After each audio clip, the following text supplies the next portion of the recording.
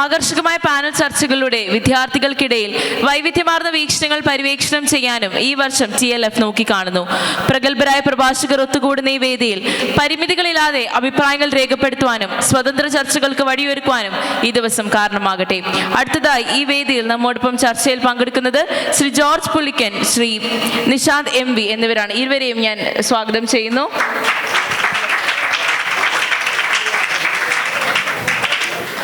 മാതൃഭൂമി ദിനപത്രം, Jaihind, India vision, Manorama news, Mathrubhumi news, the fourth അടക്കമുള്ള മാധ്യമ സ്ഥാപനങ്ങൾ പ്രവൃത്തി പരിചയമുള്ള ശ്രീ ജോർജ് പുളിക്കൻ പൊളിട്രിക്സ്, ദീം തരികിടത്തോം, ചിത്രം വിചിത്രം തുടങ്ങിയ രാഷ്ട്ര ആക്ഷേപഹാസ്യ പരിപാടികളിലൂടെ മലയാളികൾക്ക് എന്നും സുപരിചിതനാണ്.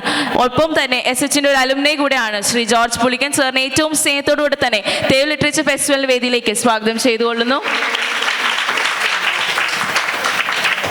ഇന്ത്യ വിഷൻ, മാതൃഭൂമി ന്യൂസിലും മാധ്യമപ്രവർത്തകനായ നിശാന്ത് ഇപ്പം ഏഷ്യാനെറ്റ് ന്യൂസിലെ ഗം എന്ന ആക്ഷേപഹാസ്യ പരിപാടിയിലൂടെ സുപരിചിതനാണ്. കേരള മീഡിയ അക്കാദമി ഫെലോഷിപ്പ് ഒപ്പം ചാവറ മീഡിയ അവാർഡ്സിന്റെ ഫസ്റ്റ് എഡിഷനിൽ പൊളിറ്റിക്കൽ സെറ്റയറുള്ള അവാർഡ് കരസ്ഥമാക്കിയ ആളുകൂടിയാണ് നിശാന്ത് MV. സാറിനെയും ഏറ്റവും സ്നേഹത്തോട് തന്നെ ഈ സെഷനിലേക്ക് സ്വാഗതം ചെയ്തുകൊള്ളുന്നു.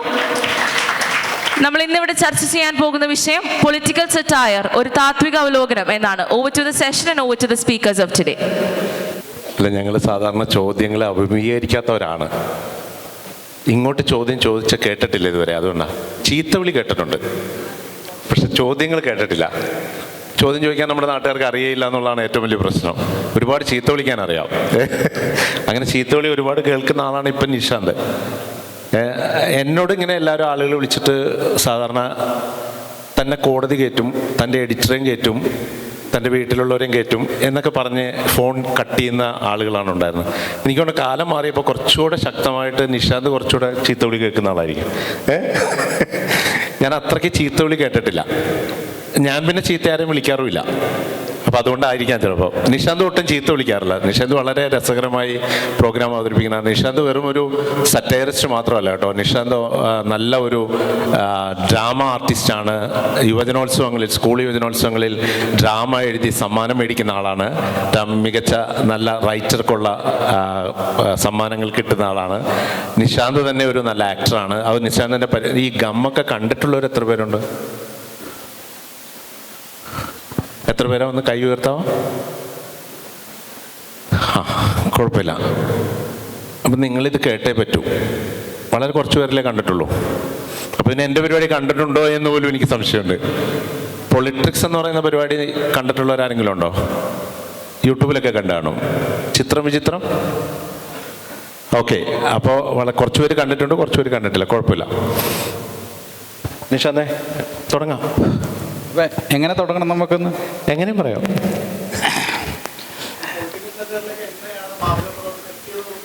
അത് അങ്ങനെ തുടങ്ങാം. ഇതെല്ലാവരും ജേർണലിസം പഠിക്കുന്നവരാണോ? ഓക്കെ. അരുത് എന്നേ പറയാനുള്ളൂ.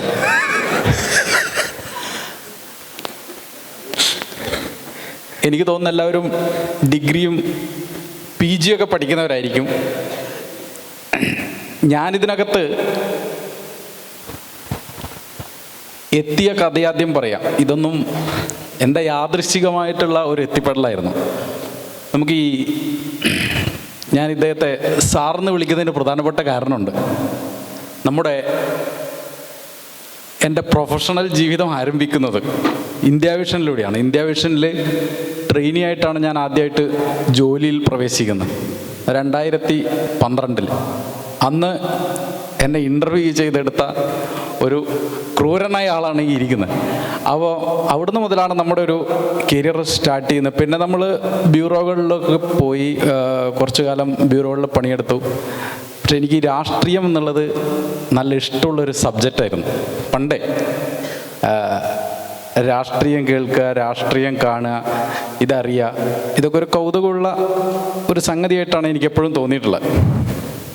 അപ്പോൾ ഞാനൊരു ആദ്യം മുതലേ ഇങ്ങനെയുള്ള ഈ ചെറിയ ചെറിയ പരിപാടികൾ, ചെറിയ ചെറിയ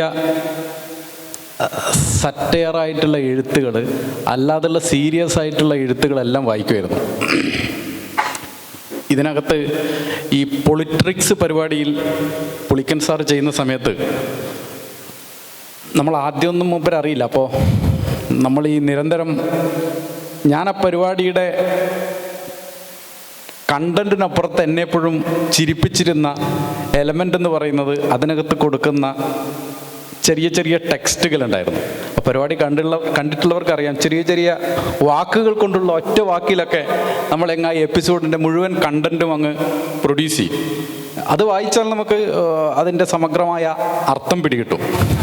അപ്പോൾ അങ്ങനെയൊക്കെ കണ്ട് പിന്നീട് റിപ്പോർട്ടിങ്ങിലേക്ക് പോയി. അതിനുശേഷം അപ്പോൾ നിങ്ങൾ വിചാരിക്കും, ഇത് കേൾക്കുമ്പോൾ വിചാരിക്കും ഇയാൾ വലിയ സംഭവമാണ്. വലിയ സംഭവമായിട്ടൊന്നും എനിക്കിപ്പോഴും തോന്നിയിട്ടില്ല, തോന്നുന്നില്ല. അപ്പോൾ ഒന്നാമത്തെ ഈ നമ്മുടെ ഒരു പുതിയ കാലത്ത് ഇത്തരത്തിലുള്ള പരിപാടികൾ ആളുകൾ കാണുന്നു എന്നുള്ള തന്നെ വലിയ കാര്യമായിട്ടാണ് എനിക്ക് തോന്നുന്നത്.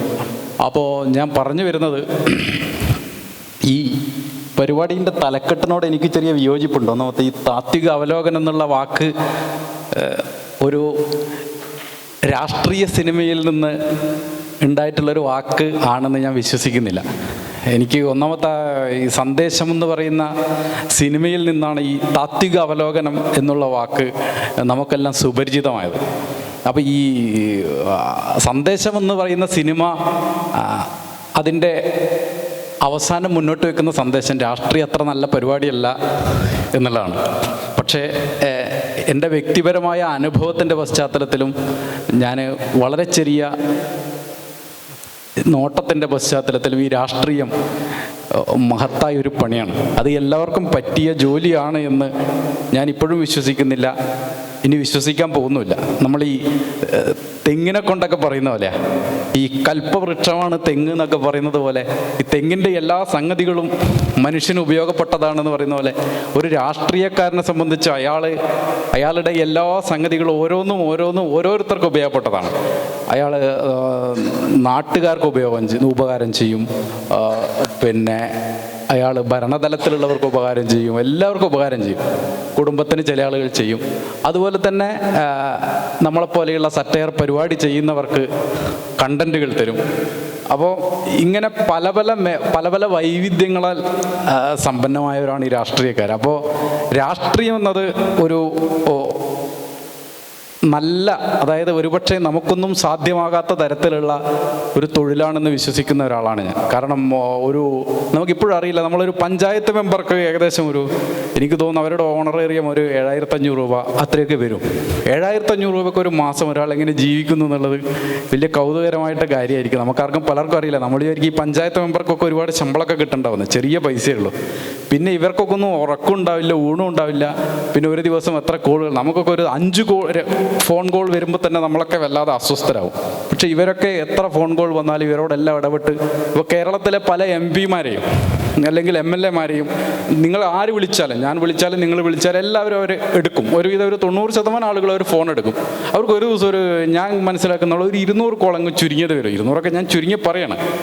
ഇവരുടെ ജീവിതം എങ്ങനെയാണ് ഇവർ ക്രമീകരിക്കുന്നുള്ളത് നമുക്ക് അത്ഭുതകരമായ കാര്യമാണ്. അതുകൊണ്ട് രാഷ്ട്രീയം എന്നുള്ളത് ഒരിക്കലും ഒരു മോശം പ്രവണതയല്ല. നമ്മുടെ സമൂഹം ഒരുപക്ഷെ നമ്മുടെ ഈ നാടിങ്ങനെ നിലനിൽക്കുന്നതിൻ്റെ പ്രധാനപ്പെട്ട കാരണങ്ങളിൽ ഒന്ന് നമ്മുടെ രാഷ്ട്രീയ ജ്ഞാനം തന്നെയായിരിക്കും എന്ന് ഞാൻ കരുതാണ്. അത് ഏത് രാഷ്ട്രീയമായാലും അതിനകത്ത് കൃത്യമായ രാഷ്ട്രീയ ബോധം, നമ്മൾ എങ്ങനെ കാണണം, എങ്ങനെ നോക്കണം, അതിനകത്തുള്ള കൃത്യമായ രാഷ്ട്രീയ ബോധം നമ്മുടെ സമൂഹത്തിനുണ്ടെന്ന് വിശ്വസിക്കുന്ന ഒരാളാണ് ഞാൻ. അപ്പോൾ ഞാൻ ഈ പരിപാടിയിലേക്ക് വരുന്നത് ഇങ്ങനെയാണ്.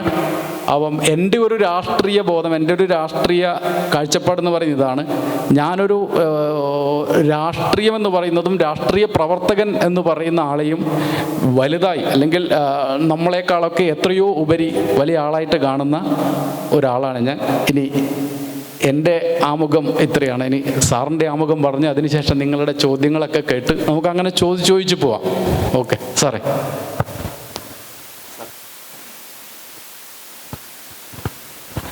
സത്യത്തിൽ ഞാനീ പരിപാടിയിലേക്കൊക്കെ വരുന്നതിന് മുമ്പ് യഥാർത്ഥത്തിൽ എൻ്റെ ജീവിതത്തിലെ ഏറ്റവും ആകർഷിച്ചിട്ടുള്ളൊരു കാര്യം രാഷ്ട്രീയം തന്നെയാണ്. അതിനൊരു കാരണം, അല്ലെങ്കിൽ ഇതിനെ രാഷ്ട്രീയത്തിലെ തമാശകളിലാണ് അതിൻ്റെ സത്ത ഇരിക്കുന്നത് എന്ന് കണ്ടെത്താനുള്ള കാരണം, നിങ്ങളുടെ ഈ കാലത്തിനപ്പുറത്ത് പത്രം മാത്രം വായിച്ച് ജീവിച്ചിരുന്ന ഒരു കാലഘട്ടത്തിൽ നിന്നാണ് ഞാൻ വരുന്നത്. അന്ന് നമ്മുടെ നിയമസഭാ അവലോകനങ്ങൾ, KM റോയ് സാറിനെ പോലുള്ളവർ എഴുതിയിരുന്ന കോളങ്ങൾ, പിന്നെ സഞ്ജയനും EVയും ഒക്കെ ഉൾപ്പെടുന്ന ഞങ്ങളുടെ പാഠ്യപുസ്തകങ്ങളിൽ വരുന്ന രസകരമായ തമാശകൾ. സഞ്ജയനൊക്കെ നിങ്ങൾ പ്രത്യേകിച്ച് ജേർണലിസം വിദ്യാർത്ഥികളൊക്കെ അതിൻ്റെ ഫുൾ ടെക്സ്റ്റ് തന്നെ ഫുള്ളായിട്ട് ഇറക്കിയിട്ടുണ്ട്. ഇപ്പോൾ DC ഒക്കെ ഇറക്കിയിട്ടുണ്ട്. അതൊക്കെ എടുത്തു വെച്ച് നിങ്ങൾ പൂർണ്ണമായും വായിക്കണം. അപ്പോഴാണ് കേരളം എങ്ങനെയാണ് യഥാർത്ഥ രാഷ്ട്രീയത്തിലേക്ക് രൂപപ്പെട്ടു വന്നത് എന്ന്, അന്നത്തെ രാഷ്ട്രീയത്തിലെ പുഴുക്കുത്തുകൾ, ഇത്തരത്തിലുള്ള പിന്നെ നമ്മുടെ നിയമസഭാ അവലോകനങ്ങൾ, ഇപ്പോഴും ഉണ്ട് അവലോകനങ്ങൾ. അന്ന് എഴുതിയിരുന്ന KR ചുമാറിനെയൊക്കെ പോലുള്ള വളരെ പ്രമുഖരായ പത്രപ്രവർത്തകർ എഴുതിയിരുന്ന നിയമസഭാ അവലോകനങ്ങൾ, ഇതൊക്കെ രാഷ്ട്രീയത്തിലെ രസകരമായ നിമിഷങ്ങളെ അങ്ങനെ കണ്ടെത്തിയാണ് ഞാൻ വളർന്നത്. അതൊക്കെ വായിച്ച് അതിൻ്റെ രസം പിടിച്ച് തന്നെയാണ് ഞാൻ പത്രപ്രവർത്തനത്തിലേക്ക് വരുന്നത്. തേവര കോളേജിൽ ഇപ്പോൾ ഡിഗ്രി കഴിഞ്ഞിട്ട് ഞാൻ നേരെ പോയത് Kerala media academy, press academy എന്ന് പറയുന്ന കാക്കനാടുള്ള, അവിടെയാണ് ജേർണലിസം പഠിക്കാൻ പോയത്. അത് കഴിഞ്ഞാണ് പിന്നെ CMS കോളേജിൽ MAക്ക് പോയത്.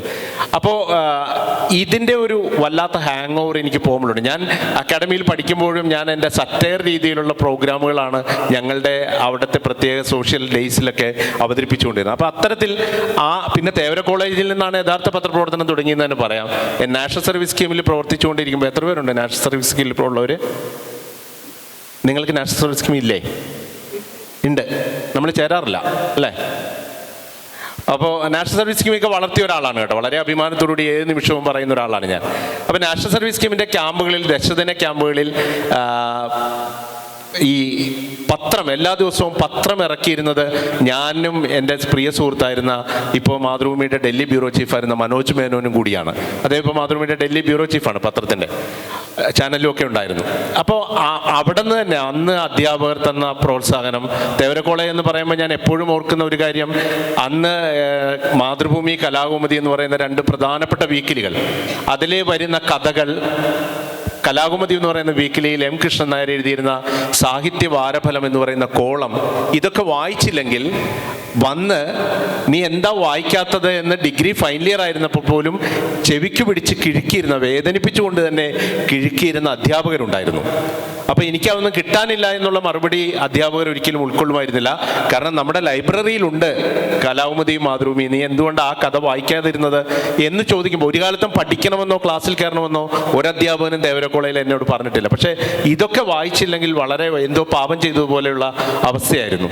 അന്ന് ഞാൻ ഓർക്കുന്നുണ്ട്, ഞങ്ങൾ തേവര കോളേജൊക്കെ കഴിഞ്ഞിട്ട് ഞങ്ങൾ നേരെ മഹാരാജാസ് കോളേജിൽ പോകുമ്പോൾ മഹാരാജാസ് കോളേജിലെ എല്ലാ മരച്ചുവട്ടുകളിലും നടക്കുന്നത് വലിയ സാഹിത്യ ചർച്ചകളാണ്.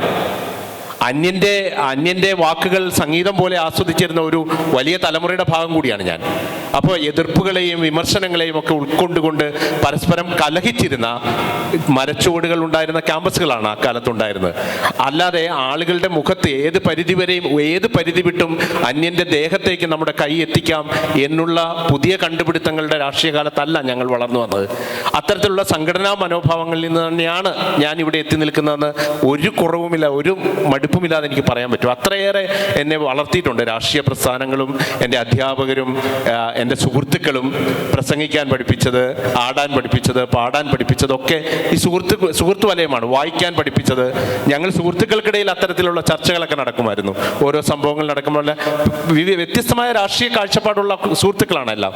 പക്ഷേ വളരെ ഗഹനമായ ചർച്ചകൾ നടത്തിയിരുന്നു. ഞാൻ ജേർണലിസം വിദ്യാർത്ഥികളോട് ഇത് വളരെ ഷാർപ്പായിട്ട് പറയുന്നത് വെച്ചാൽ, അങ്ങനെ തന്നെ വന്നാലേ നിങ്ങൾ ഉദ്ദേശിക്കുന്ന തരത്തിലുള്ള ഒരു ജോലിയിലേക്ക് പ്രവേശിക്കാൻ പറ്റുള്ളൂ. ഇപ്പം നിഷാന്ത് ഇൻ്റർവ്യൂവിനൊക്കെ കുറിച്ച് പറഞ്ഞല്ലോ.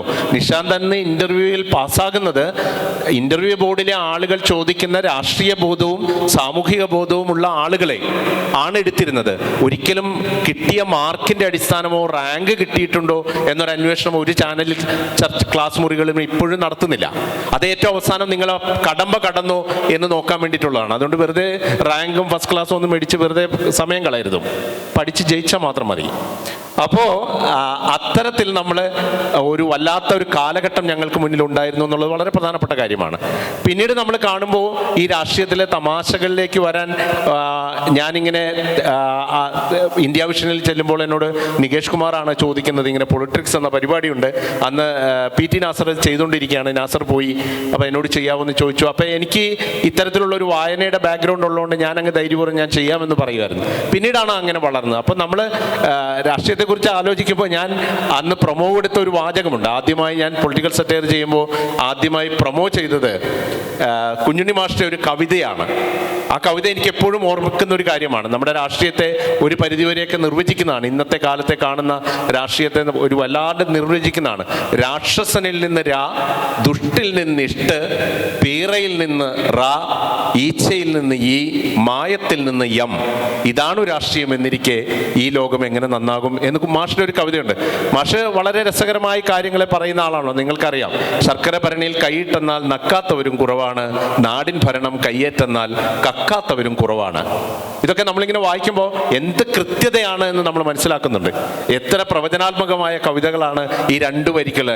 ക്രിസ്ത്യാനികളെ കുറിച്ച് ഈ ലോകത്ത് എഴുതിയിട്ടുള്ള ഏറ്റവും മനോഹരമായ വഴി കുഞ്ഞുണ്ണി മാഷാണ്. നമ്മുടെ സ്വന്തം കുഞ്ഞുണ്ണി മാഷ് എഴുതി, യേശുവിലാണ് വിശ്വാസം, കീശയിലാണ് ആശ്വാസം.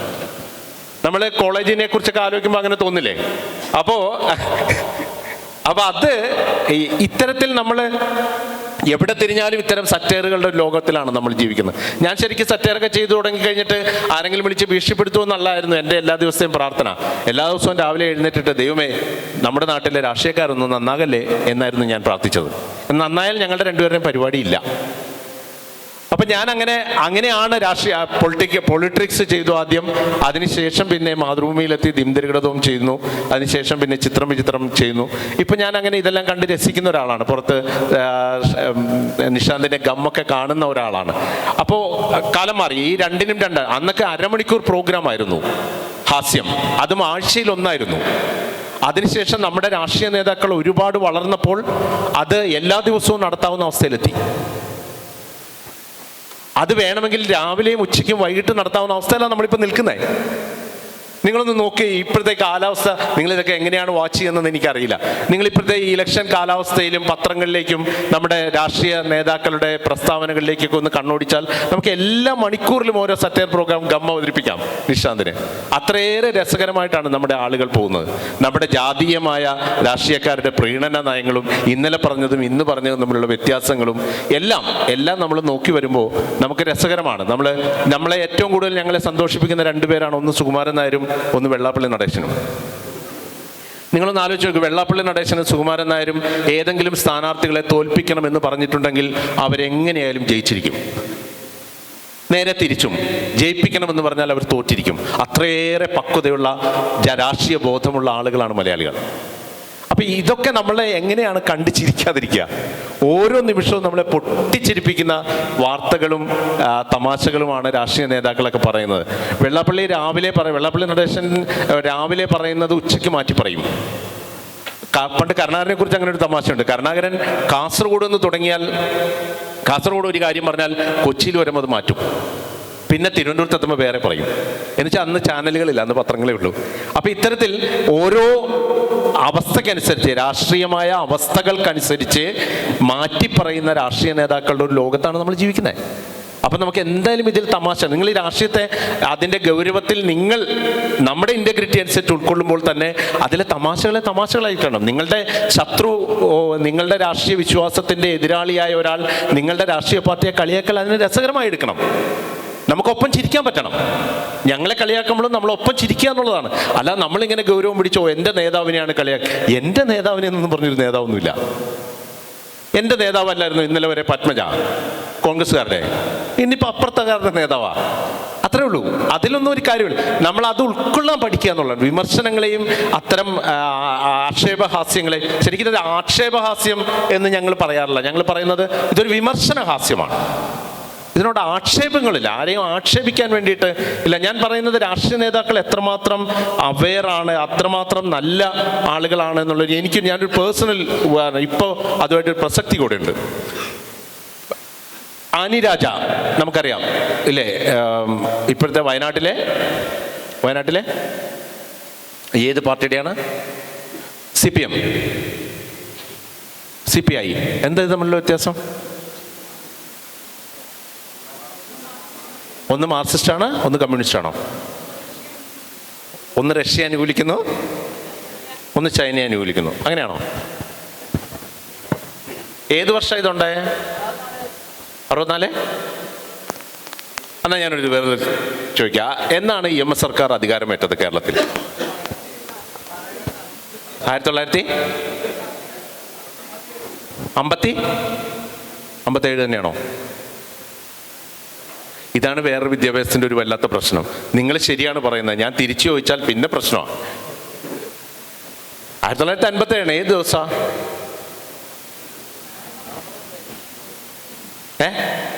എന്നായാൽ എന്താണ് സാർ, നിങ്ങളോട് ഇതൊന്നും പറയാൻ പറഞ്ഞിട്ടില്ലല്ലോ. അപ്പോ അതവിടെ നിൽക്കട്ടെ. എന്തായാലും CPI 1964 പിളർപ്പുണ്ടാകുന്നത്. അന്ന് ദേശീയ തലത്തിൽ CPI പിളർന്ന് CPIയും CPIM ആയപ്പോൾ കേരളത്തിലും ഒരു വലിയ പിളർപ്പുണ്ടായി. കോൺഗ്രസ് പിളർന്ന് കോൺഗ്രസും കേരള കോൺഗ്രസും ഉണ്ടായി. അങ്ങനെ ഒരു കോയിൻസിഡൻസ് കൂടെ ഉണ്ട്. ഓക്കെ, ആനി രാജ വയനാട്ടിൽ മത്സരിക്കാൻ ഇപ്പോൾ നമുക്കറിയാം, ആളെ അറിയാം. അതുകൊണ്ടാണ് ഞാൻ ആ കാര്യം തന്നെ പറയുന്നത്. ഞാനൊരിക്കൽ ദിംതരികിടതോ ചെയ്തുകൊണ്ടിരിക്കുന്ന സമയത്ത് നമ്മൾ എങ്ങനെയാണ് കാര്യങ്ങളെ കാണേണ്ടതെന്നുള്ള കൂടിയാണ് ഞാൻ പറയുന്നത് കേട്ടോ. സറ്റയറിനെ കാണുമ്പോൾ തന്നെ, നമ്മുടെ രാഷ്ട്രീയ പാർട്ടികളെ വിമർശിക്കുമ്പോൾ തന്നെ മറ്റുള്ളവരോട് മനോഹരമായി നമുക്ക് പെരുമാറാൻ പറ്റുമെന്ന് ഞാൻ പറയുന്നത്. ഞാനൊരു ദിവസം ബിന്ദു കൃഷ്ണ ഇംഗ്ലീഷ് പറഞ്ഞപ്പോൾ, കോൺഗ്രസ് നേതാവ് ബിന്ദു കൃഷ്ണ ഇംഗ്ലീഷ് പറഞ്ഞപ്പോൾ, ഇംഗ്ലീഷ് ശരിയല്ലായിരുന്നു. എനിക്ക് അത്രയും കൂടെ ഇംഗ്ലീഷ് പറയാൻ അറിയില്ല, അത് വേറൊരു സത്യമാണ്. പക്ഷേ ഞാൻ ആ ഇംഗ്ലീഷിനെ കളിയാക്കി ഒരു പ്രോഗ്രാം ചെയ്തു. നമ്മുടെ സിനിമയിലെ ക്ലിപ്പിംഗ് ഇട്ട് അന്ന് രാത്രിയിൽ ദിംതരികിടതവും കഴിഞ്ഞ് ഞാൻ വീട്ടിലേക്ക് പോകുമ്പോൾ രാത്രി 9:45 ആയപ്പോൾ ഞാൻ ബസ്സിൽ കയറി അങ്ങ് പോകുന്ന സമയത്ത് എനിക്കൊരു പരിചയമില്ലാത്ത കോൾ വരുന്നു. കോൾ വന്നിട്ട് ഞാൻ എടുക്കുന്നു. അപ്പോൾ എന്നോട് പറയുന്നു, പുളിക്കനല്ലേ? ഞാൻ പറഞ്ഞു അതെ, ഞാൻ ആനി രാജയാണ്. എനിക്ക് ആനി രാജയെ വ്യക്തിപരമായ ഒരു പരിചയവുമില്ല. അവരെൻ്റെ പ്രോഗ്രാം കാണുന്നു എന്നുള്ളത് തന്നെ എന്നെ ഒരു അത്ഭുതപ്പെടുത്തുന്ന ഒരു കാര്യമായിരുന്നു. എന്നെ വിളിച്ചിട്ട് പറഞ്ഞു, പുള്ളിക്കൻ ഇന്നത്തെ പ്രോഗ്രാമിൽ ബിന്ദു കൃഷ്ണയെ ഇംഗ്ലീഷ് പറയുന്നതിന് കളിയാക്കുന്ന, അപ്പം നിങ്ങൾ ഓർത്തോണം, CPI നേതാവാണ് ആനി രാജ, എതിരാളിയാണ്. ഇന്നത്തെ പോലെ ചേട്ടനും അനിയത്തിയും ബന്ധമല്ല കോൺഗ്രസും CPIയും തമ്മിൽ. അപ്പോൾ എതിരാളിയാണ് ബിന്ദു കൃഷ്ണ. ആ ബിന്ദു കൃഷ്ണയെക്കുറിച്ച് ചെയ്തതിനെക്കുറിച്ച് ആനി രാജ ഡൽഹിയിൽ നിന്ന് വിളിച്ചിട്ട് എന്നോട് പറയുന്നു, ഇന്ന് ചെയ്തില്ലേ, ഇംഗ്ലീഷ് പറയുന്നതിനെ കളിയാക്കിയില്ലേ, പുള്ളിക്ക ഞാൻ പ്രോഗ്രാം കാണുന്ന ആളാണ്, ഇത്തവണ നിങ്ങൾ അങ്ങനെ ചെയ്തു, പക്ഷെ ഒരിക്കലും അങ്ങനെ ചെയ്യരുത്. കാരണം നമ്മുടെ നാട്ടിൽ ഒരു സ്ത്രീ രാഷ്ട്രീയ രംഗത്ത് മുന്നോട്ട് കടന്നു വരണമെങ്കിൽ ഒരുപാട് പ്രതിബന്ധങ്ങളുണ്ട്. അതിനെ അതിജീവിച്ച് ആണ് ബിന്ദു കൃഷ്ണ ആയാലും മറ്റാരായാലും വരുന്നത്. അപ്പോൾ ഇത്തരം നമ്മൾ പറയുന്ന ഭാഷയുടെ പ്രശ്നം കൊണ്ട് അങ്ങനെ കളിയാക്കരുത്. ഒന്ന് ആലോചിച്ച് നോക്കൂ. ഞാൻ പിന്നെ ഒരു കാലത്തും ബിന്ദുകൃഷ്ണനല്ല ആരെയും ആ തരത്തിൽ ഞാൻ പറഞ്ഞിട്ടേ ഇല്ല. ഞാൻ സാധാരണ അങ്ങനെ ഒന്ന് പറയുന്നില്ല. പക്ഷെ അത് അന്നത്തെ ഒരു കൗതുകം കൊണ്ട് അങ്ങനെ ചെയ്തു പോയത്. ഇത് നമുക്ക് തരുന്നൊരു വെളിച്ചമാണ്. ഇത് നല്ലൊരു വിമർശനമാണ്, നമ്മൾക്ക് നേരെയുള്ളൊരു വിമർശനമാണ്. ഒപ്പം ആനി രാജ എന്ന് പറയുന്ന ഒരു ഞാനപ്പം ആലോചിച്ചത് രാഷ്ട്രീയത്തിനപ്പുറത്തെ ഇവരുടെയൊക്കെ ഒരു കാഴ്ചപ്പാട്. നമ്മളെല്ലാ രാഷ്ട്രീയക്കാരും നിഷാന്ത് പറഞ്ഞ പോലെ രാഷ്ട്രീയം ഒരു മോശമായ കാര്യമാണെന്ന് ജീവിതത്തിൽ ഒരിക്കലും വിശ്വസിക്കാത്ത ആളാണ് ഞാൻ. വളരെ നല്ല കാര്യം തന്നെയാണ് രാഷ്ട്രീയം. അപ്പോൾ ആ തരത്തിൽ ഇത്തരത്തിൽ ആലോചിക്കുന്ന ആളുകൾ ജീവിച്ചിരിക്കുന്ന ഒരു രാജ്യത്താണ് ഒരു എതിരഭിപ്രായം പറയുന്നവനെ നേരെ നമ്മൾ കൈയൊങ്ങുന്നത് എന്നുള്ളത് നമ്മൾ മനസ്സിലാക്കണം. നമ്മുടെ നേതാക്കൾക്കിടയിലൊക്കെ വലിയ സൗഹൃദങ്ങൾ പൂക്കുമ്പോഴാണ് നമ്മളിവിടെ നല്ല സൗഹൃദങ്ങളെ രാഷ്ട്രീയത്തിൻ്റെ പേരിൽ തല്ലിക്കെടുത്തുന്നത്. അപ്പം ഈ ഒരു വ്യത്യാസം ഉണ്ട് എന്ന് പറയാം. അപ്പം ഞാൻ പറഞ്ഞ ഇതിനെ പല രീതിയിൽ നമുക്ക് രാഷ്ട്രീയത്തെ കാണാൻ പറ്റും. ആ രാഷ്ട്രീയത്തിൽ ഞങ്ങളതിൻ്റെ തമാശകൾ കണ്ടെത്തുന്നു. നിങ്ങളും തമാശ. ഇന്നലെ ഇപ്പം ഞാൻ ഇന്നലെ ഒരുപാട് ചിരിച്ചൊരു ദിവസമാണ്. ഇന്നലെ ഒരു ട്രോള്, ഇതൊക്കെ നിഷാന്ത് ചെയ്യുന്ന വളരെ ചെറിയ പ്രോഗ്രാമാണ്, അധികം സമയമില്ലാത്തതാണ്. ഞങ്ങൾ അരമണിക്കൂർ കൊണ്ട് ഒപ്പിച്ചെടുക്കുന്ന 12 മണിക്കൂറോളം നമ്മൾ ഇരുന്നിട്ടാണ്. നിഷാന്ത് ഈ പറയുന്ന 5-8 മിനിറ്റൊക്കെ ഒപ്പിച്ചെടുക്കുന്നത് 10-11 മണിക്കൂർ അതിൻ്റെ പുറകെ ഇരുന്നിട്ടാണ്. ചെറുതായിട്ടല്ല ഇതുണ്ടാക്കുന്നത്. അപ്പോൾ ഇന്നലെ വന്നൊരു ട്രോള് കണ്ട് ഞാൻ ഒരുപാട് ചിരിച്ചു. ഞാൻ ഒരുപാട് പേർക്ക് അയച്ചു കൊടുത്തു. ഞാൻ അങ്ങനെ അയക്കുന്ന ആളല്ല, ഞാൻ സോഷ്യൽ മീഡിയയിൽ ഒട്ടും ആക്റ്റീവ് അല്ല. പക്ഷേ ഇത് കണ്ട് ഞാൻ ഒരുപാട് പേർക്ക് അയച്ചായിരുന്നു. ആ ട്രോൾ ഇതായിരുന്നു, ഇത്രയും പറഞ്ഞിട്ടുള്ളൂ അതിൻ്റെ അകത്ത്. ഹൈബി ഈഡനെ റിസോർട്ടിലേക്ക് മാറ്റി. ഇതിൽ കൂടുതൽ എന്താണ് ഇന്നലെ കേരളത്തിൽ പൊട്ടിവിടാനുള്ള ഇത്രയും വലിയ തമാശയുണ്ട്? അറിയാലോ നിങ്ങൾക്ക്, റിസോർട്ട് രാഷ്ട്രീയമൊക്കെ അറിഞ്ഞാലേ അത് മനസ്സിലാക്കാൻ പറ്റുള്ളൂ. ആളുകളെ രക്ഷിച്ചെടുത്താൻ വേണ്ടി MLA-മാരെ റിസോർട്ടിൽ കൊണ്ടേ താമസിപ്പിക്കുന്ന കാലത്ത് കരുണാകരൻ്റെ മകളും AK ആന്റണിയുടെ മകനും പോയി. അതുകൊണ്ട് ഉമ്മൻചാണ്ടിയുടെ മകനെ കോൺഗ്രസ് റിസോർട്ടിലേക്ക് മാറ്റിയെന്നാ പോകാതിരിക്കാൻ. എത്ര ആലോചനകളാണ് നമ്മൾ ഈ അരമണിക്കൂറൊക്കെ ഒരുപാട് കഷ്ടപ്പെട്ട് ചെയ്യുന്നിടത്താണ് ചാണ്ടിയുമൻ എത്ര വളരെ ഒറ്റ വാചകത്തിൽ അതിനെ അങ്ങ് തകർത്ത് കളഞ്ഞു. മുഴുവനുള്ള തമാശകളെയും തകർത്ത് കളഞ്ഞു. അപ്പം ഇത് രാഷ്ട്രീയ പ്രവർത്തനം എന്ന് പറയുന്നതിനെ നമ്മൾ വളരെ വിമർശനാത്മകമായി കാണുകയും അതിലെ രസങ്ങൾ നമ്മൾ ജീവിതത്തിൽ ഉൾക്കൊള്ളുകയും ചെയ്യുമ്പോഴാണ് നമുക്ക് കേരളത്തിൽ നല്ല രാഷ്ട്രീയ പ്രവർത്തകരുണ്ടാകുക. അത് നിങ്ങളും ഉൾക്കൊള്ളണം. ഏത് രാഷ്ട്രീയ വിശ്വാസിയാണെങ്കിലും നമ്മൾക്ക് പരസ്പരം കളിയാക്കാനും പരസ്പരം വിമർശിക്കാനും ചോദ്യങ്ങൾ ചോദിക്കാനും ഒക്കെയുള്ള അവസരങ്ങളാണ് കലാലയ ജീവിതം എന്നാണ് ഞാൻ വിശ്വസിക്കുന്നത്. ആ ധൈര്യത്തിൽ നിന്നാണ് ഞാനിപ്പോഴും പ്രോഗ്രാം ചെയ്തുകൊണ്ടിരിക്കുന്നത്. എന്ത് പറയുമ്പോഴും നമ്മൾ ആ ധൈര്യമാണ് കലാലയ ജീവിതത്തിൽ നിന്ന് പകർന്നു തന്ന ഒരു വല്ലാത്ത ധൈര്യമാണ്. അപ്പോൾ അതാണ് ഞാൻ ഈ രാഷ്ട്രീയ പരിപാടികൾ ചെയ്യുമ്പോൾ ഞാൻ കണ്ടിട്ടുള്ള ഏറ്റവും മഹനീയമായ കാര്യങ്ങൾ. അത്തരത്തിൽ ഒരുപാട് നല്ല നിമിഷങ്ങൾ നമ്മുടെ ജീവിതത്തിൽ ഉണ്ടാകും. അതൊക്കെയാണ് നമ്മൾ രാഷ്ട്രീയ പ്രവർത്തനം എന്ന് ഞാൻ കണ്ടിരിക്കുന്നത്. അല്ലാതെ അങ്ങോട്ടും ഇങ്ങോട്ടുമുള്ള വാഗ്വാദങ്ങൾക്കപ്പുറത്തേക്കുള്ള കൈനീട്ടലും അതിനപ്പുറത്തേക്കുള്ള ആയുധങ്ങൾ വെച്ചിട്ടുള്ള പെരുമാറ്റങ്ങളും ഒന്നുമല്ല രാഷ്ട്രീയ പ്രവർത്തനം എന്ന് എല്ലാവരും മനസ്സിലാക്കണം എന്നാണ് ഇതിനോട് പറയുന്നത്. അതാണ് എൻ്റെ ഒരു താത്വികമായ അവലോകനം.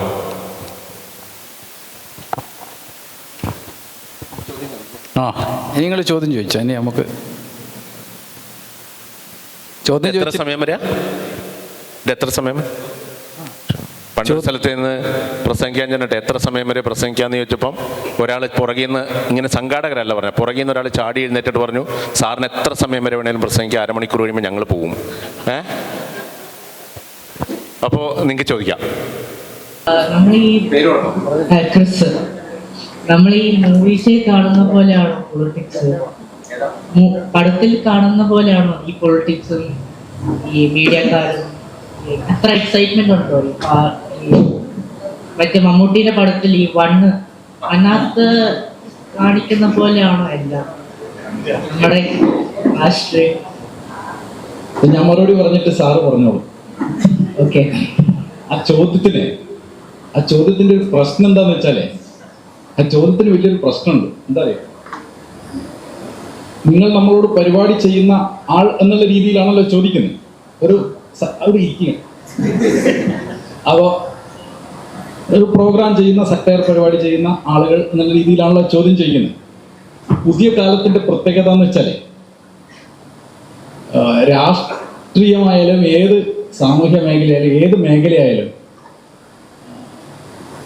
നമ്മളെക്കാൾ കൂടുതൽ സാറ് പറഞ്ഞതുപോലെയുള്ള ക്രൗഡുകൾ ഇറക്കുന്ന, അല്ലെങ്കിൽ സാറ് പലതരത്തിലുള്ള പ്രൊഡക്റ്റുകൾ ഇറക്കുന്ന, പലതരത്തിലുള്ള വാർത്തകളും വാർത്താധിഷ്ഠിതമായിട്ടുള്ള പരിപാടികളും ചെയ്യുന്ന ഒരു സമൂഹത്തിലാണ് നമ്മൾ ജീവിക്കുന്നത്. ഉദാഹരണം പറഞ്ഞാൽ ധ്രുവരതി എന്ന് പറഞ്ഞൊരു കക്ഷിയുണ്ട്. നിങ്ങൾ ആരെങ്കിലും കണ്ടിട്ടുണ്ടോ എന്നറിയില്ല അയാളുടെ വീഡിയോ. ആരെയും കണ്ടിട്ടുണ്ടോ? ഇന്ന് അയാളുടെ ഒരു വീഡിയോ ചെയ്ത് അയാൾ യൂട്യൂബിൽ ഇട്ട് കഴിഞ്ഞാൽ 5 മില്യൺ 6 മില്യൺ 1 കോടിയൊക്കെയാണ്. എല്ലാം വെറുതെ എടുത്ത് എല്ലാവരും കാണണം. അത് കാണണമെന്ന് ഞാൻ പറയാൻ കാരണം, ഓരോ സാഹചര്യത്തെയും അയാൾ എങ്ങനെയാണ് നോക്കുന്നതെന്നുള്ളതും അതിൻ്റെ അനാലിസിസ് എങ്ങനെയാണെന്നുള്ളതും ഡാറ്റയായിട്ട് നമുക്ക് ജേർണലിസത്തിന് നല്ല മാതൃകയാണ്. ഞാനിപ്പോൾ പലപ്പോഴും നമ്മൾക്ക് അതിനകത്ത് ഒരുപാട് കാര്യങ്ങൾ ഉൾക്കൊള്ളാനും പഠിക്കാനും ഒക്കെ ഉണ്ടെന്ന് വിശ്വസിക്കുന്നതാണ്. അപ്പോൾ ഞാൻ നിങ്ങളുടെ ചോദ്യത്തിലേക്ക് വരികയാണ്. സിനിമയെ കാണുന്ന പോലെയാണ് രാഷ്ട്രീയം എന്നുള്ളൊരു ചോദ്യം ചോദിച്ചത്. അതിന്റെ പ്രശ്നം എന്താണെന്ന് വെച്ചാൽ, ആ ചോദ്യത്തിന് വലിയൊരു പ്രശ്നമുണ്ട്. നമ്മൾ സിനിമയിൽ കാണുന്നതാണ് എല്ലാം എന്ന് വിശ്വസിക്കുന്നതാണ് പ്രശ്നം, അല്ലല്ലോ. സോ ഞാൻ നിങ്ങളോട് ചോദിക്കുകയാണ്, സിനിമയെ കാണുന്നത് പോലെയാണോ കോളേജ് ജീവിതം എന്ന് വെച്ചാൽ നിങ്ങളുടെ മറുപടി അറിയാം? അല്ലല്ലോ, സിമ്പിളാണ് ഇതിന്റെ ഉത്തരം. അപ്പോ രണ്ടും സിനിമയിൽ കാണുന്ന പോലെയാണോ പ്രേമം എന്ന് ചോദിച്ചാലും ഒരിക്കലും അല്ല. ജീവിച്ചു നോക്കുമ്പോൾ അറിയാം കേട്ടോ. അല്ല, ഞാനത്ര സാറിന്റെ ഒരു മറുപടി കൂടി പറഞ്ഞിട്ട് നമുക്ക് നിങ്ങളുടെ ചോദ്യത്തിനെ കളിയാക്കല്ലോ. ചോദ്യം ചോദിക്കുക എന്നുള്ള വലിയ കഴിവാണ്. കാരണം ഞാൻ പറയുന്നത് ആരും ചോദ്യം ചോദിക്കൂല. എല്ലാവരും കേട്ട് ചോദ്യം ചോദിച്ചവരോട് എന്തെങ്കിലും മറുപടി പറയുമ്പോൾ കേട്ട് ചിരിക്കാൻ കുറേ ആളുണ്ടാവും. ചോദ്യം ചോദിക്കാൻ ആരും ഉണ്ടാവില്ല. നിങ്ങളെ കളിയാക്കിയതല്ല കേട്ടോ. ഇനിയിപ്പോ സാറ് പറയും. നിങ്ങളെ എന്തുകൊണ്ട് എന്ന് പറഞ്ഞൊരു പുസ്തകം വായിച്ചിട്ടുണ്ടോ? കണ്ടിട്ടുണ്ടോ? ദയവേത് അതൊന്ന് കാണണം. വിദ്യാർത്ഥികളെല്ലാവരും വായിക്കണം. ഞങ്ങളുടെ കുട്ടിക്കാലത്ത്, ഞങ്ങളുടെ കോളേജ് ജീവിതത്തിൽ ഞങ്ങൾ പാടി നടന്നൊരു പാട്ടാണ്. എന്തുകൊണ്ട് എന്തുകൊണ്ട് എന്തുകൊണ്ട് എന്തുകൊണ്ട് എന്തുകൊണ്ട് അണ്ണാറ കണ്ണൻ കുഞ്ഞിക്കിളികളും മാർത്തു ചിരിക്കുന്ന ചേലിലൻ മാമ്പഴം പൊട്ടിച്ചിരിക്കാത്തത് എന്തുകൊണ്ട്. ഇത്തരത്തിൽ ഓരോ നമ്മുടെ നിത്യജീവിതത്തെ ബന്ധപ്പെട്ട ഒരുപാട് കാര്യങ്ങളെ കുറിച്ച് ഈ ചോദ്യം ചോദിക്കലാണ് ഏറ്റവും പ്രധാനപ്പെട്ട കാര്യം എന്നാണ് നിഷാന്ത് പറഞ്ഞു വെച്ചത്. ഈ സിനിമയില് രാഷ്ട്രീയം തമ്മിൽ എന്താ ബന്ധം എന്ന് ചോദിച്ചാലേ, രാഷ്ട്രീയത്തിൽ കാണുന്ന പല കാര്യങ്ങളും നമുക്ക് സിനിമയിൽ വേറൊരു തരത്തിൽ അതിനെ ആഖ്യാനം ചെയ്ത് നമ്മളെ കാണിക്കുന്നുണ്ട് എന്നുള്ള കാര്യം സത്യമാണ്. എന്തായാലും സമൂഹമാണ് സിനിമയുടെ ഏറ്റവും വലിയ, ഇന്ന് അവർ പറഞ്ഞ കാര്യങ്ങൾ കേട്ടല്ലോ, സമൂഹത്തിൽ നടക്കുന്ന എന്തായാലും സിനിമയിലും വരും. രാഷ്ട്രീയത്തിന് അങ്ങനെ ഒരു കുഴപ്പമുണ്ട്, രാഷ്ട്രീയമാണ് കേരളത്തിലെ ഏറ്റവും കൂടുതൽ ആളുകൾ ചർച്ച ചെയ്യുന്നത്, അത് സ്വാഭാവികമായിട്ടും സിനിമയിൽ വരും. അതിന്റെ യഥാർത്ഥ രൂപത്തിലാണോ എന്ന് ചോദിച്ചാൽ അല്ല. അത് തന്നെയാണോ രാഷ്ട്രീയം എന്ന് ചോദിച്ചാൽ ഒരിക്കലും അല്ല. നമ്മൾ നേരത്തെ ചോദിച്ച ചോദ്യം പോലെ തന്നെയാണ്, ഒരിക്കലും അങ്ങനെ. ഞാൻ പറഞ്ഞല്ലോ, ഇതിനെ നമ്മള് ഇപ്പൊ ഞാനൊരു രസകരമായ ഞാൻ നേരത്തെ ട്രോളിനെ കുറിച്ചുണ്ട്, അതുകൊണ്ട് ഞാൻ വേറൊരു കാര്യം കൂടെ പറയാം. ഇതിനെ എങ്ങനെ ഇത് കാണുന്നു എന്നുള്ളതാണ് നമ്മുടെ ഏറ്റവും പ്രധാനപ്പെട്ടത്. പിണറായി വിജയൻ ലാവ്ലിൻ കേസ് നമുക്കറിയാമല്ലോ, ഇപ്പോഴും അതിങ്ങനെ കേസ് തുടർന്നുകൊണ്ടിരിക്കുന്നതാണ്. അത് അതിൻ്റെതായ നിയമ വഴി അത് പോട്ടെ. ഞാൻ അതിന്റെ എങ്ങനെ ആളുകൾ ഇതിനൊക്കെ കാണുന്നു എന്നുള്ളത്, ഞാൻ എനിക്കിതൊക്കെ ആസ്വദിക്കുന്ന ഒരാളാണ്. പിണറായി വിജയൻ ലാവ്ലിൻ കേസിൽ ഒരിക്കൽ വിചാരണ നടക്കുന്ന സമയത്ത് കോടതിയിൽ പോകാൻ പറ്റിയില്ല. അപ്പൊ പാർട്ടി എക്കാലത്തും ലാവ്ലിൻ കേസിനെ കുറിച്ചുള്ള പാർട്ടിയുടെ നിലപാട്, we will fight against Lavalin case legally and politically. അങ്ങനെ പാർട്ടി നിലപാടെടുത്തിരിക്കുന്ന സമയത്താണ് ഒരു ദിവസം പിണറായി വിജയന് കോടതിയിൽ പനി കാരണം, അസുഖം കാരണം പോകാൻ പറ്റില്ല. അതൊക്കെ ട്രോളൊക്കെ ഇങ്ങനെ വ്യാപകമായി തുടങ്ങുന്ന കാലമാണ്. ദ വെരി മൂമെന്റിൽ ട്രോൾ ഇറങ്ങി, we will fight against Lavalin case politically, legally and medically. അതുകൊണ്ട് നമ്മൾ ചിരിക്കല്ലേ വേണ്ടേ? അതാണ് ഞാൻ പറയുന്നത്, അതാണ്. അപ്പോ നമ്മള് ഇതൊക്കെ കാണുമ്പോൾ ഇത്തരത്തിലുള്ള കമന്റ്സും ഇത്തരത്തിലുള്ള കാര്യങ്ങൾ കേരളത്തിന്റെ രാഷ്ട്രീയ ജീവിതത്തിൽ കാണുന്നത് തന്നെ സിനിമയിൽ മറ്റൊരു തരത്തിൽ അവതരിപ്പിക്കുമ്പോൾ നമ്മൾ അതിനെ ആസ്വദിക്കുക വേണ്ടത്. എന്നിട്ട് നമ്മൾ എന്തായാലും ഞാൻ വോട്ട് ചെയ്യുന്നത് എന്റെ തീരുമാനം അനുസരിച്ചിട്ടാണ്. വേറെ ആരെങ്കിലും പറയുന്നത് കേട്ടിട്ടല്ലോ നമ്മൾക്ക് തീരുമാനം ഉണ്ടാകുന്നത്. അങ്ങനെയാണെങ്കിൽ നമുക്ക് ഇതിനെയൊക്കെ സിനിമയായിട്ടും രാഷ്ട്രീയമായിട്ടും തന്നെ കണ്ടാൽ മതി. പക്ഷെ അത് കാണുമ്പോൾ നമ്മൾ ഇത്ര ബേജാറാവേണ്ട കാര്യമൊന്നുമില്ല. ഇപ്പൊ നമുക്കറിയാം, ക്രിസ്തുവിന്റെ 6-ാം തിരുമുറിവ് എന്ന് പറയുന്ന നാടകം കേരളത്തിൽ വളരെ പ്രക്ഷുബ്ധമായ അന്തരീക്ഷം സൃഷ്ടിച്ചൊരു കാലമുണ്ടായി. ക്രിസ്തുവിന്റെ 6-ാം തിരുമുറിവ്. ആ സമയത്ത് കേരളത്തിലെ മുഴുവൻ സഭകളും ഈ നാടകത്തിനെതിരെ, പി എ ആന്റണി എന്ന് പറയുന്ന ആളാണ്, അദ്ദേഹം മരിച്ചുപോയി, അദ്ദേഹത്തിന്റെ നാടകത്തിനെതിരെ തെരുവിലിറങ്ങി. അതുകൊണ്ട് എന്താ ഗുണം കിട്ടിയത് പി എ ആന്റണിക്ക്? കാണാത്തവർ കൂടെ അത് കണ്ടു. നമ്മൾ ഏത് വിവാദങ്ങൾ ഉണ്ടാക്കുന്ന അത് ഗുണമായിട്ട് ഭരിക്കും. അങ്ങനെ പറഞ്ഞാൽ ഇല്ലാതാകുന്നതാണ് ക്രിസ്തുവെങ്കിൽ വിശ്വാസികൾക്ക് വിശ്വാസം ഇല്ല എന്നല്ലേ അർത്ഥം. ഒരാളൊരു നാടകം എഴുതിയാൽ തീരുന്നതാണ് എന്റെ വിശ്വാസമെങ്കിൽ അതില്ലാത്തതിന്റെ അർത്ഥം. പണ്ടൊരു മുല്ലാക്ക പള്ളിയിലേക്ക് പോകുന്നതിന് മുമ്പ് പ്രാർത്ഥിച്ചു അത്രേ, അല്ല ഞാൻ പള്ളിയിലേക്ക് പോകുന്നു, വന്നിട്ട് കാണാം.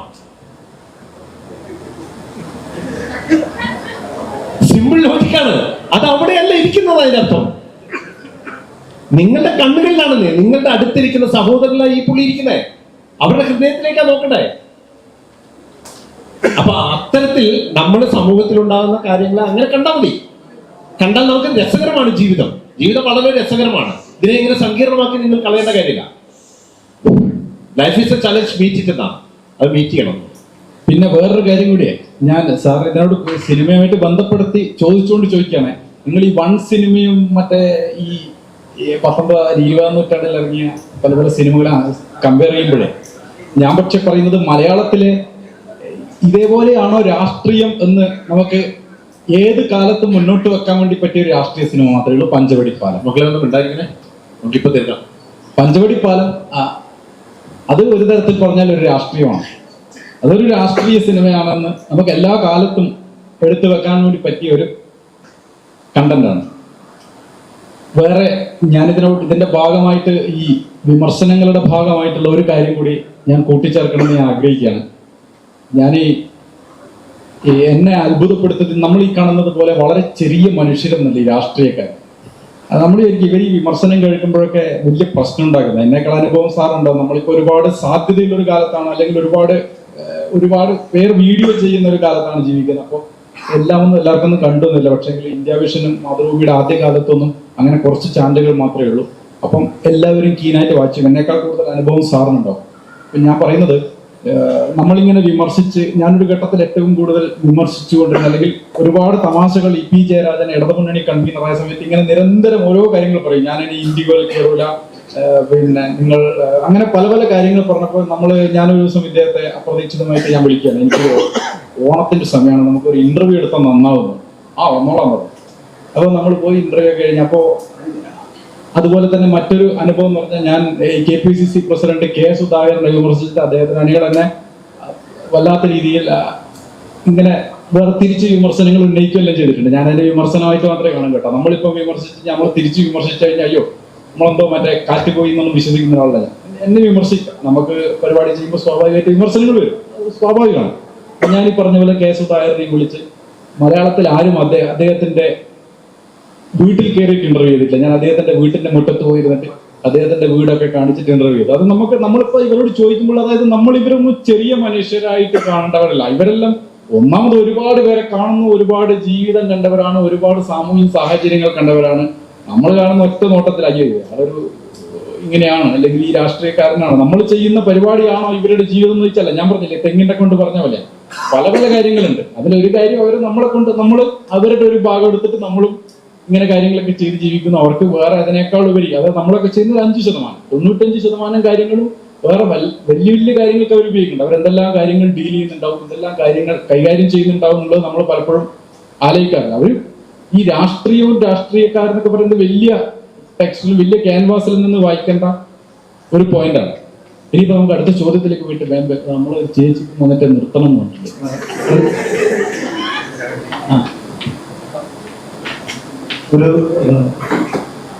ഇന്ന് രണ്ടുപേരും സംസാരിച്ചപ്പോൾ പറഞ്ഞു, ഇപ്പൊ നിഷാന്താണേലും പുളിക്കമാഷാണെന്ന് പറഞ്ഞു, നിങ്ങൾ തികഞ്ഞ രാഷ്ട്രീയ ബോധ്യമാണ് നിങ്ങൾ ഇത്ര ഒരു പരിപാടിയിലേക്ക് എത്തിച്ചത്, അല്ലെങ്കിൽ ഈ ഒരു അവസ്ഥയിലേക്ക് എത്തിച്ചത്.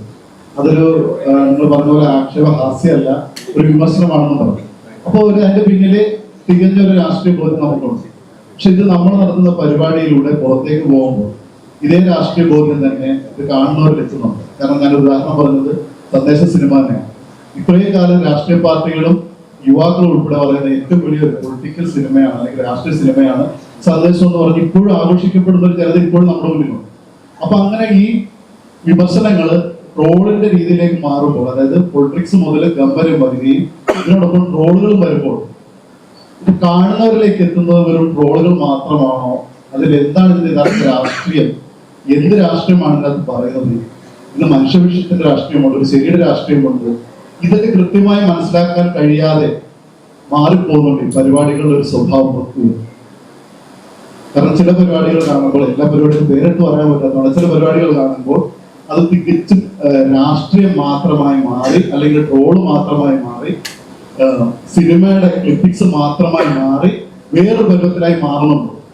നിങ്ങളുടെ ഭാഗത്ത് വിമർശനം വരേണ്ട കാര്യങ്ങളാണ്. അങ്ങനെ മാറുന്നുണ്ടോ ഇല്ല?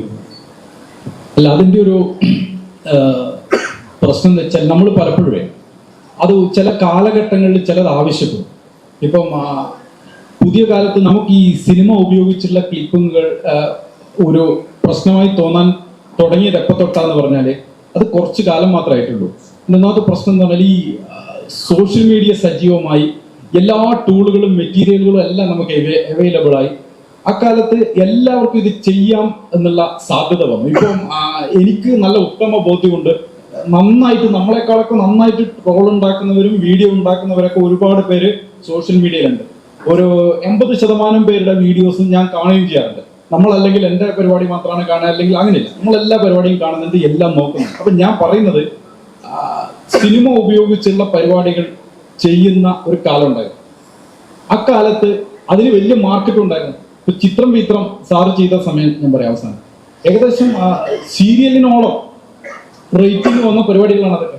അതായത് ഓഡിയൻസിന് അത് ആവശ്യമായിരുന്നു. പിന്നെ പോകെ സംഭവിച്ചത്, പിന്നീട് വന്നപ്പോൾ സംഭവിച്ചത് എന്താന്ന് പറഞ്ഞാൽ, സ്വാഭാവികമായിട്ട് ഇത് എല്ലാവർക്കും ഇതിന്റെ എല്ലാ സെൻസും ഇതിന്റെ ടെക്നോളജി എല്ലാവരിലേക്ക് എത്തിയപ്പോൾ എല്ലാവരും ഇത് വ്യാപകമായിട്ട് ഉപയോഗിക്കാൻ തുടങ്ങി. അപ്പം ചില ആളുകൾ നമ്മളെക്കാൾ നന്നായിട്ട് ചെയ്യും, നമ്മളെക്കാൾ ഇതായിട്ട് ചെയ്യും, ചില രീതി ചെയ്യും. അപ്പൊ അതിനകത്ത് നമുക്കൊരു ഒരു കൺവെൻഷണൽ ആയിട്ടുള്ള സംഗതി നമുക്ക്, അല്ലെങ്കിൽ ഒരു നമ്മൾ പുതിയ വാക്ക് പറഞ്ഞ ക്ലീഷേ എന്നുള്ള രീതിയിലേക്കൊക്കെ വരാൻ തുടങ്ങിയത് അങ്ങനെയാണെന്നാണ് ഞാൻ വിശ്വസിക്കുന്നത്.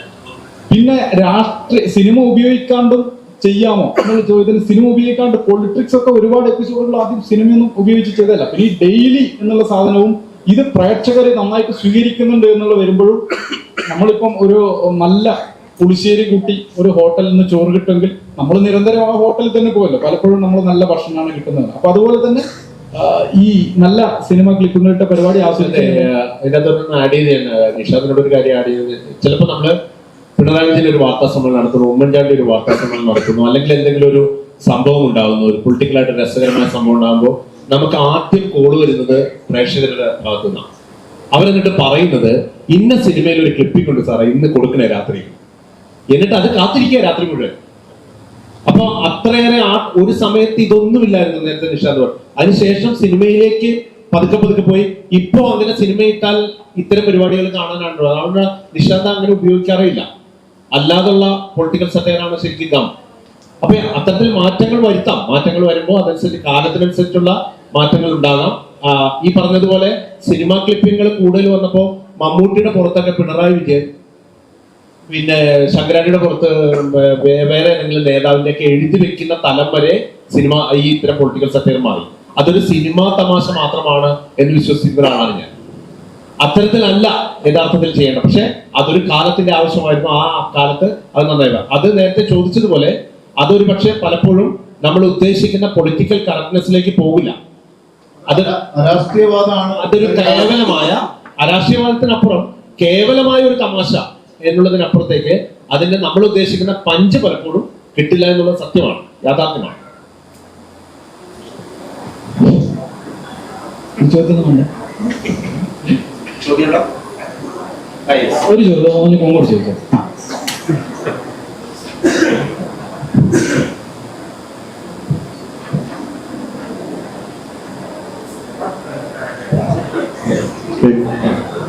ഒരു സംശയമാണ്. സംഭവിച്ച ഇങ്ങനെയുള്ള പരിപാടികൾ കാണുമ്പോൾ പുതിയ തലമുറയിലുള്ളവര് ഈ പറയുന്ന ഭയങ്കരമായിട്ട് രാഷ്ട്രീയ ബോധം അല്ലെങ്കിൽ രാഷ്ട്രീയമായിട്ട് ചിന്തിക്കാത്ത കുറേയധികം പേരുള്ള ഒരു കാലഘട്ടമാണ്.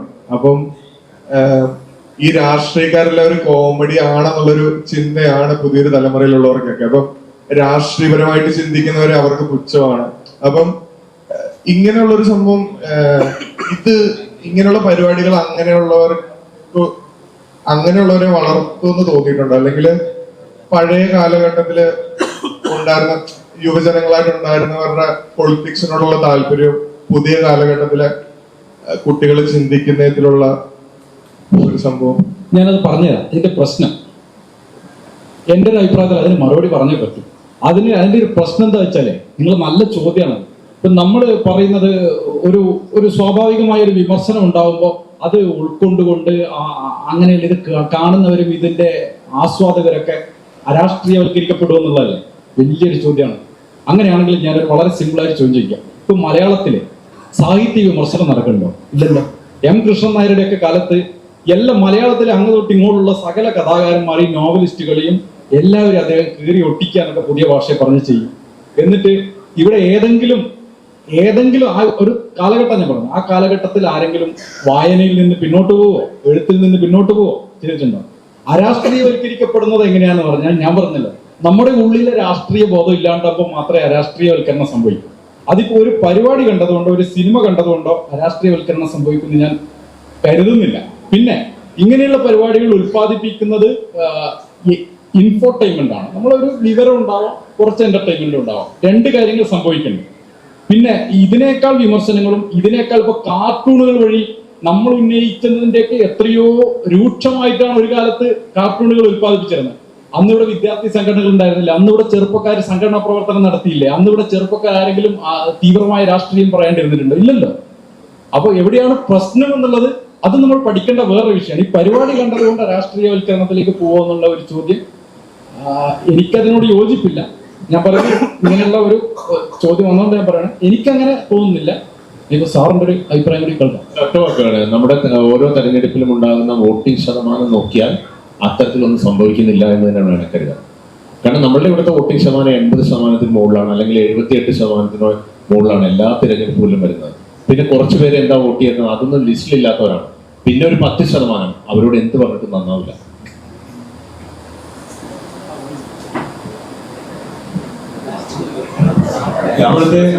ലാസ്റ്റ് ബസ് പിന്നെയും വരും എന്ന് പറഞ്ഞാൽ ഒരു ചോദ്യം പെട്ടെന്ന് ഉത്തരം പറയാവുന്ന ചോദ്യം. സാധാരണ ഈ മുഖ്യധാര മാധ്യമങ്ങൾക്ക് ചില രാഷ്ട്രീയ ചായ്വുകളൊക്കെ ഉണ്ടാകും. അപ്പോൾ താങ്കൾക്ക് ചെയ്യുന്ന പരിപാടികളിലൊക്കെ ആവിഷ്കാര സ്വാതന്ത്ര്യത്തിലൊക്കെ സംതൃപ്തനാണ്. അതാണ് ചോദ്യം. ഒറ്റ മിനിറ്റ്, എന്റെ ചോദ്യം അത് മറുപടി പറയേണ്ട ചോദ്യമാണ്, ഞാൻ ആദ്യന്റെ കൂടെ ആഡ് ചെയ്യേണ്ടതാണ്. നമുക്ക് നല്ല ചുവരുണ്ടെങ്കിൽ മാത്രമേ നല്ല ചിത്രം വരയ്ക്കാൻ വേണ്ടി പറ്റൂ. എന്നെ സംബന്ധിച്ച് നല്ല ഞാനൊരു പെയിന്റർ മാത്രമാണ്.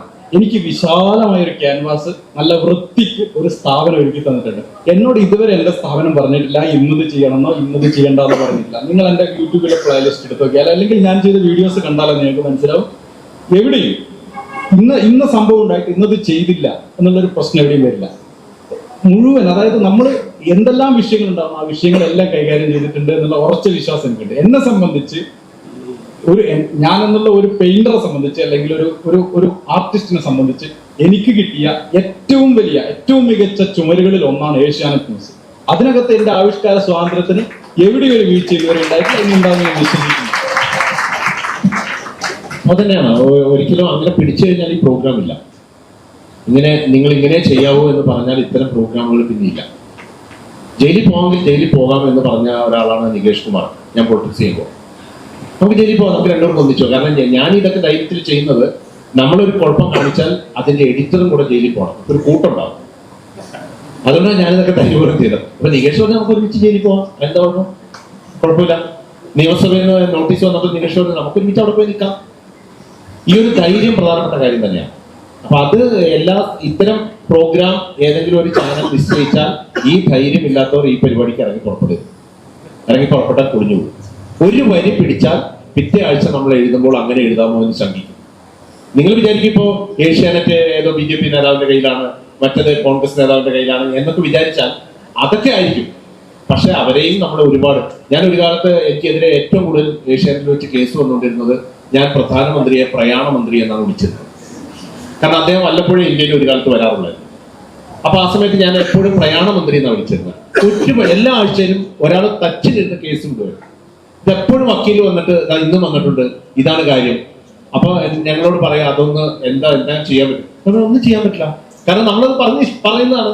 അത് എന്റെ പൊളിറ്റിക്കൽ കറക്റ്റ്നെസ്സിന് വേണ്ടിയിട്ടാണ് നമ്മൾ പറയുന്നത്. എന്താണ് യഥാർത്ഥത്തിൽ സംഭവിക്കുന്നത് നമ്മൾ ജനങ്ങളോട് പറയുന്നൊരു കാര്യമല്ലേ, അത് നമ്മൾ എന്ത് ചെയ്യാൻ പ്രത്യേകിച്ചൊന്നും ചെയ്യാനില്ല ഇതിനകത്ത്.